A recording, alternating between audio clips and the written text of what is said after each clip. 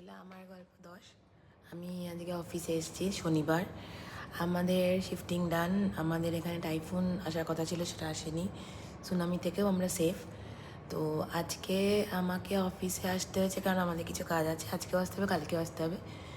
তো আমাদের আজকে বিকেলবেলা এক বন্ধু চলে যাচ্ছে বলে তার জন্য একটা ফেয়ারওয়েল পার্টি আছে, সেখানে যাব এখান থেকে সুদেশনার বাড়িতে।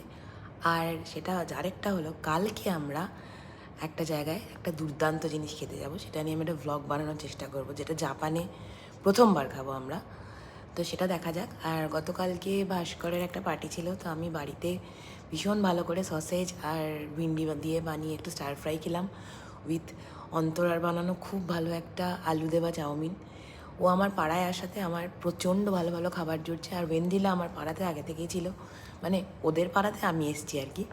ওয়েন্দিলার থেকেও ভালো ভালো খাবার পেয়েছি। সো আমি এখন মোটামুটি একটা দুর্দান্ত পাড়ায় আছি, যেখানে নানান রকম রন্ধন পটীয়সীরা থাকে এবং সেখান থেকে আমি একটু করে খাবার পাই। এই হলো আমার আজকে আমার গল্প 10। বেশ একটা চমকপ্রদ কথা বললাম এবং ভালো একটা নিউজ দিলাম। 11তে এতটাও কিছু থাকবে না, বাট থাকবে এবং আসবো আমি।